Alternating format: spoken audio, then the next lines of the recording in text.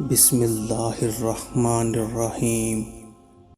تمام دوستوں سے گزارش ہے کہ ایک بار درود شریف پڑھ لیں۔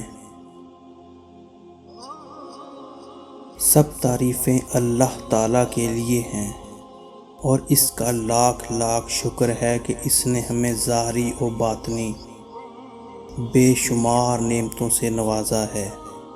ان نعمتوں میں سے سب سے بڑی چیز ایمان ہے کہ رسالت مآب صلی اللہ علیہ وآلہ وسلم پر ہم ایمان لائے، اور آپ صلی اللہ علیہ وآلہ وسلم نے ہمیں آخرت کے احوال مثلاً حشر، حساب، جنت، دوزخ وغیرہ سے آگاہ فرمایا، اور آپ صلی اللہ علیہ وآلہ وسلم نے ہمیں وہاں بدبختی سے بچنے اور نیک بختی حاصل کرنے کے اسباب سے بھی مطلع فرمایا ہے، اور ساتھ ہی ہمیں چھوٹی اور بڑی قیامت سے آگاہ فرمایا۔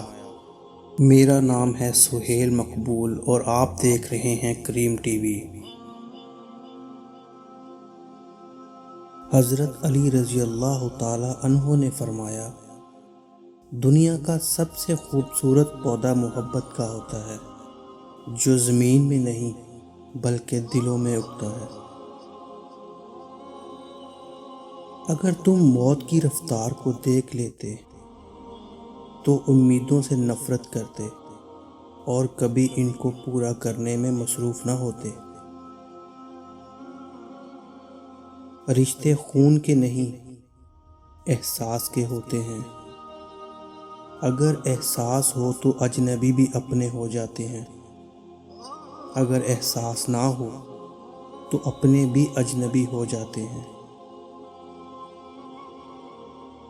تین چیزیں ایمان کو تباہ کر دیتی ہیں: امیروں کی محفل، عورتوں کی صحبت اور جاہلوں سے بحث۔